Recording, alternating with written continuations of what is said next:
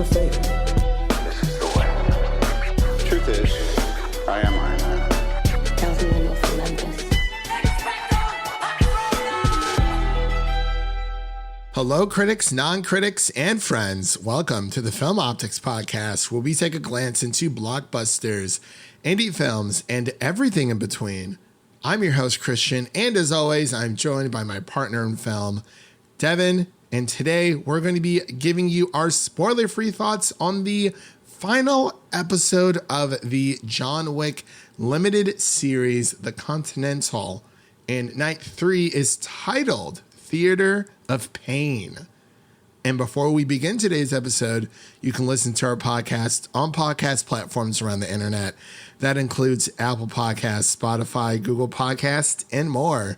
And if you are a new or seasoned listener to our show, we would love to hear from you guys. Follow us on Instagram, Twitter, and Threads at Film Optix. That is Optix with an X. Or you can email us at filmoptix@gmail.com for any movie-related questions. Devin, it is a Friday, thank God. We made it through another week. How's your day been? What's been on your docket this week? And what have you been watching? It is finally Friday. We made it. And there's just so much coming out. Like it's never stopping. Like even today we get Gen V episode 4. There's that new horror movie that came out on Prime, I think it was. There's a new Pet Sematary that came out. There's new Love is Blind episodes that came out. Oh, Devin loves that. Yeah, guilty pleasure. That's a real guilty pleasure. I don't know what Jenna Ortega's talking about. Yeah, that was a really weird video. It was someone was interviewing, for context, everyone out there. Someone was interviewing Jenna Ortega and asking her what's a guilty pleasure show of hers, and she said Breaking Bad. And I was like, the least guilty of pleasure she could have. Yeah, that's like the least. Yeah, I don't know what she was thinking with that one, but hey, to each their own. Speaking of the Amazon slasher that came out, I actually just finished watching it today. Oh, did you? Perfect. Yeah. Didn't even plan that. It's called Totally Killer, and it was very good. Very, very good. It kind of takes the Scream genre, or, is always someone with a mask and a knife killing people, but it adds a Back to the Future vibe to it, but the time travel, like the timey-wimey, wibbly-wobbly stuff, that it makes sense. It's actually pretty funny, and it's very well made, and I kind of want to own this on Blu-ray. So Amazon, if you're listening out there, this is your first of, I'm sure, many requests for this movie. But yeah, it's called Totally Killer, is on Amazon Prime Video, or I think now they just refer it to as Prime Video. Still a little confusing, I thought, because it went from like Amazon Prime Video to Amazon Video to now Prime Video. And I'm like, okay, whatever. So yeah, it's streaming on Prime Video as of today, October 6th, 2023. So definitely check it out if you are a slasher fan. But outside of that, I am gearing up for our next venture, which is The Fall of the House of Usher. I'm going to start watching that this weekend. And what else have I been watching? I've been watching a lot of Naruto films. I just finished up all the last 11th Naruto film because I'm doing a ranking thing over on Mike's channel over on the Chatter After podcast. So that's a lot of fun. But outside of that, I haven't watched too much. I've been watching Gen V, of course, same as Devin. But yeah, just gonna start Fall of the House of Usher. And I got to start Doom Patrol, the final episodes of season 4. But sadly, I will not be enjoying season 4 of iCarly, the reboot, because that got canned for some reason, and I don't know why. Yeah, I saw that cliffhanger and ended on. It's pretty funny. Like, oh my gosh. Like, I was I was pissed because they never mention Carly's mother in the original iCarly with her and Spencer. They never mention their mother whatsoever. You've seen her father in the original iCarly. And it's like, how do you end a show on a cliffhanger like that? And say, we gave the fans what they wanted. We got to see Freddie and Carly together. Yeah. And I was like, that's wow. It's one of the dangers of streaming, unfortunately, when it comes to that stuff. But that was not cool. that was not cool to do. So now they literally pulled a Teen Titans. If you ever have watched all the way through Teen Titans 7, the show, the good Teen Titans show, ended on a massive cliffhanger, and then the show got canceled. Unfortunate. Yeah, it's unfortunate. Those are it's the biggest danger of streaming, and we've seen it with Netflix, how, an episode, or not even episode, a season of television will drop on Netflix, and if it doesn't reach their standards, if enough people don't watch it within the first 48 hours, if they don't binge it within the first 48 hours, then they say, oh yeah, well, this didn't get the numbers that we were looking for, so they just cancel it. It's like Netflix spends too much money to cancel shows left and right. And I hope Paramount Plus doesn't do the same, but it looks like the writing's already on the wall there. That, and there's a few Avatar films that were in development, but I think there's going to be a lot of trouble over at Paramount Plus, not just for iCarly fans, but for Avatar: The Last Airbender fans. So that really, really sucks. But on another note, as I've mentioned earlier, we're going to be giving our spoiler-free thoughts on the Continental Night 3. This is the final episode in this 3-night event show, or limited series, for all of you out there. So without further delay, we'll be right back after this introduction to our coverage of the Continental Night 3. This sacred institution wields power beyond your imagination. Winston, your brother stole something from me.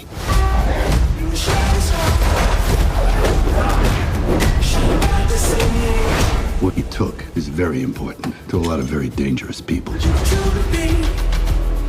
Find him, because if you don't, I'll bring the weight of this whole institution down on you both.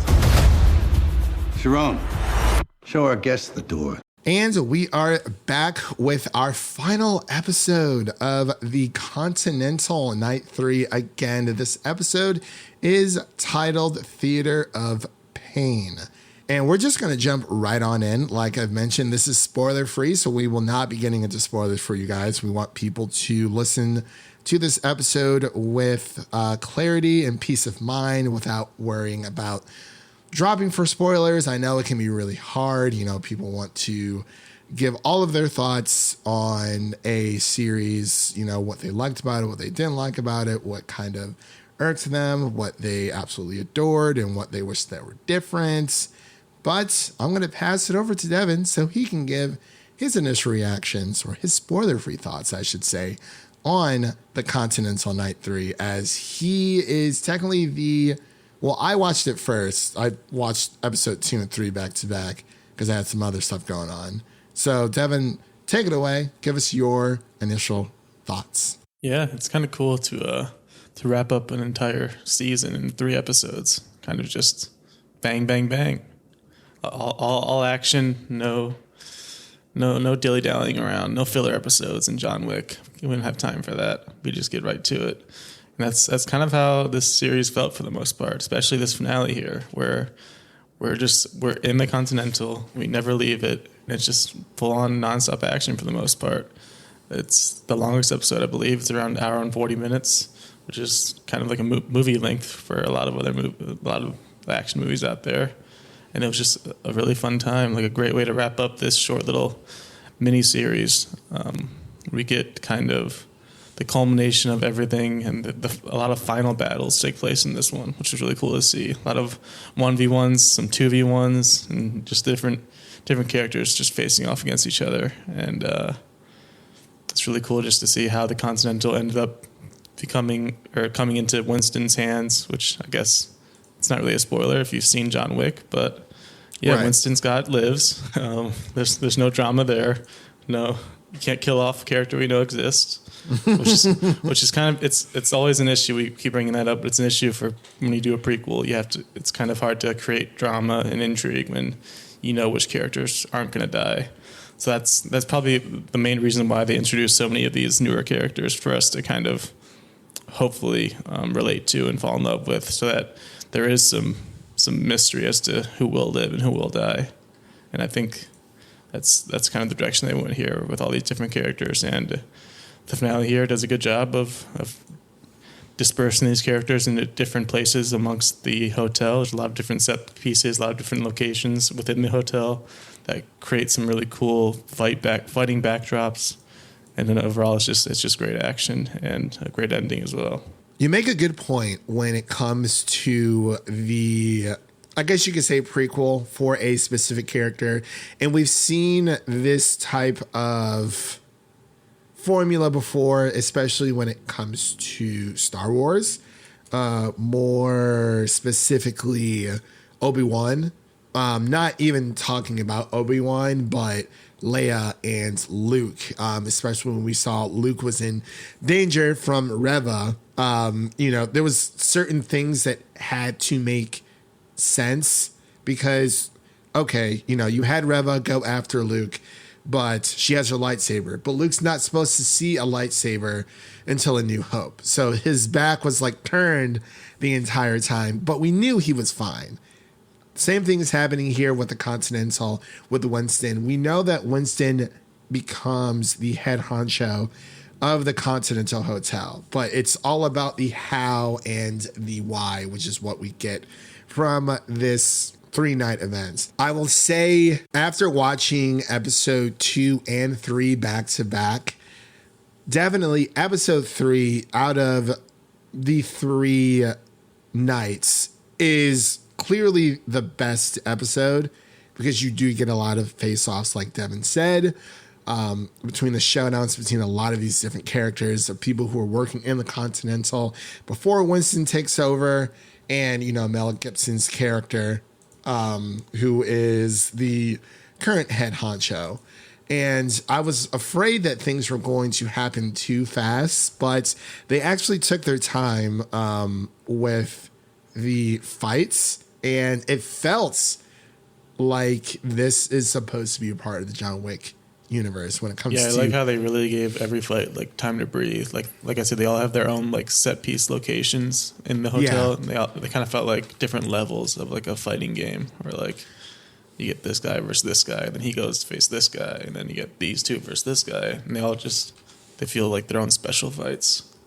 Definitely. And, it does a lot happens in this episode, a lot. It's just, rushing through, but not in okay, we need to get to the end.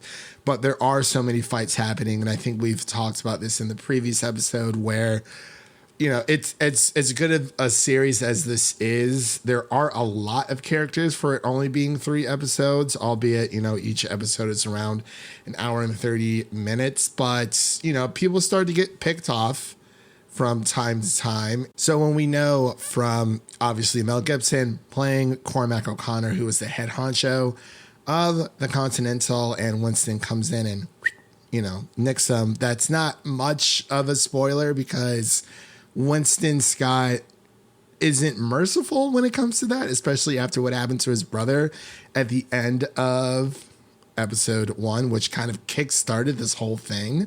But I will say, when it comes to all the fights, and I wanted to get your opinion on this, Devin, which fight was your favorite? Because we got to see the Farquaad twins, Hansel and Gretel, back in action.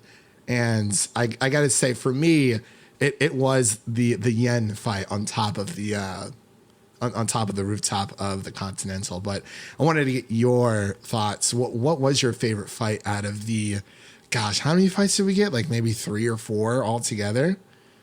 Yeah, there were definitely quite a few. And that rooftop one was definitely really good. I also really liked the there was a tag team, Lou and Miles versus Hansel, the Farquad. That was a good one. Oh yeah, that was a good one too. The ending of that one, I mean, the ending of both of those were very, very explosive, we'll say. Oh, definitely. 100%. It was mind-boggling, and you want to get that John Wick feel. And I love how the directors and the creators of this episode were just like, hey, we're just going to go all out, and it's just going to be an all-out war at the Continental. And, things start happening, and, there's no stopping them, especially when it comes to Sharon. Obviously he changes allegiances, throughout this entire 3-night episode because, again, if you've seen John Wick, Sharon is there. So it's kind of, certain things are going to happen. Everything that happened with Winston or young Winston, he wasn't put in too much danger to the fact where it's like, I like how they didn't put him in these super crazy situations where, they're like, oh, is he going to make it out? He's not going to make it out. I don't know. It's like, we know he's going to be fine. Like, yeah, he's going to get roughed up, obviously. But the rush of the Continental itself kind of imploding on itself during that whole scene where, Cormac kind of effectively pulls like a self-destruct on the entire building. I thought that whole sequence was done very well. And I know, it's just the whole story kind of one thing leads to another. But yeah, I really like that whole self-destruct sequence that Cormac kind of leads in his attempt to hold the Continental. So, Devin, I'll pass it back over to you. Was there anything that irks you, any kind of issues that you had throughout this episode or just through the series as a whole? Like, what did you think of this entire 3-night event? And do you see them doing more of these in the future? And also, do you see other television shows adopting this method? Yeah, I think for me, as a total, this series, the only real issue is the same one we had after last episode, where there are just a couple or a few too many characters to follow, and it's kind of hard to get attached to all of them when a lot of them don't get a lot of screen time because there's only 3 episodes, even though they are all pretty long. Some of these characters like Jenkins, Lemmy, who else? Orson, Miles, Lou, Mayhew. He's just a lucky guy. I'll leave it at that.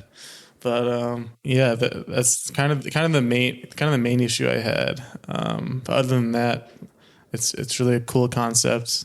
It's really cool that they are able to expand the John Wick world, which is a world that we love so much, especially into a format like this, which was very unexpected because not many shows would go against the norm like this and have 3 hour-and-a-half long event episodes instead of, I feel like Marvel could take a note of this and mix it up a bit. I definitely think Marvel could. And I actually wanted, really quick, getting a little bit off the beaten path, KD's character arc, because I remember I told you that her character arc gets very interesting at the end of, towards end episode 3. So what did you think of that reveal? Yeah, I thought Katie was a pretty interesting character at the end of the day.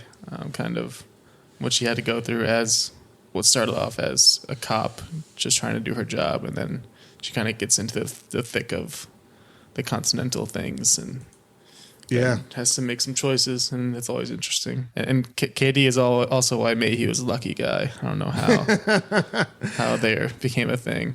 Yeah, that's one thing I wanted to know with their relationship. Obviously, during the beginning of the episode, we see them hooking up. Pretty much, I think the first scene that we're actually introduced to them in, and we never really get a lot of backstory on that. Just the fact that we know that Mayhew also has a family. He has a wife and children, And we don't get a lot of that. She was just like, oh, like my job is to like, screw you. And it's like, well, why? Like I wanted to know more about that relationship for sure. That's one thing I wish we would have gotten a little bit more of. But I think out of all of the side characters that we were able to explore, I think Yen's character or her past is probably is the character with hers the was most, the easiest to follow. Well, it was the easiest to follow, and it was also, I feel like, just the only side character that had more depth because she was connected to Frankie. Yeah, it's an instant connection. Yeah, we got a little bit more of like the Lou and Miles situation, like with their father, but not too much. You know what I mean? So it's kind of just like like we know that their father, he was basically like Black Batman, didn't want to use guns in a fight. And then you find out a very interesting revelation about their father, and it kind of just goes from there. And then it kind of just teeters off. Not too much. I feel like there's a few story threads that could have been woven together a little bit better, especially with the side characters. And especially with the Orphan Master as well. I wanted to learn more about him. But yeah, overall, I thought it was a pretty darn good show. So did you have anything else you wanted to get off your chest before we get into our final thoughts and our ratings for this series? How would you rank the 3 episodes?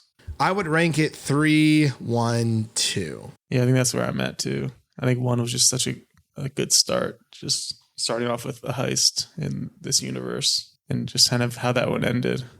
Yeah, and it's hard to top like the first episode of a series, because I remember we were talking about it and Mike was on with us and he was saying how, the first, for him, he said the first episode was actually his least favorite.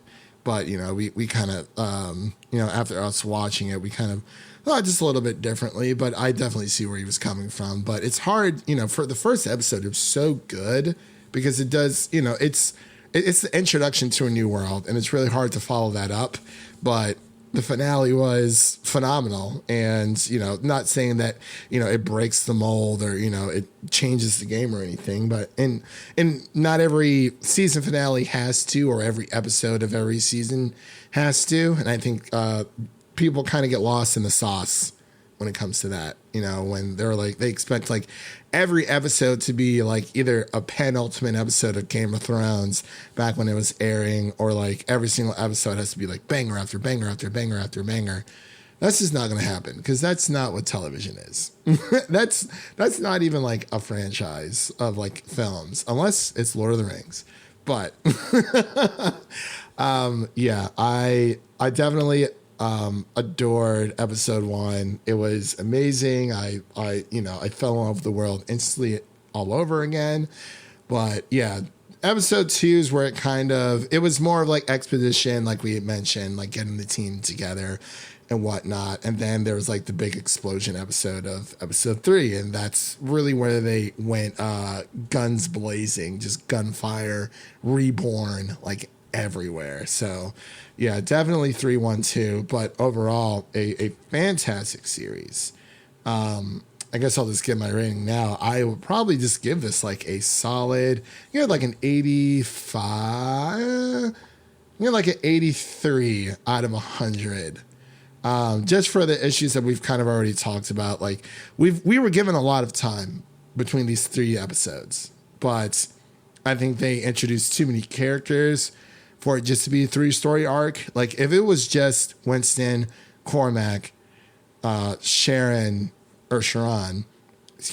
Yen, like Miles and Lou, I think that would have been really good. But, adding Lemmy, KD, Mayhew, Hansel, Orphan Master, like there's a lot of other side characters that kind of just get pushed to the side, and it's like, why are they even here? It seems like they're kind of just here to take up space almost. But yeah, I would give it an 83 out of 100 collectively for the entire series. What about you? Yeah, I think we're definitely on the same page with this one. I'd probably give it like an 82. Same issues, but overall still very entertaining.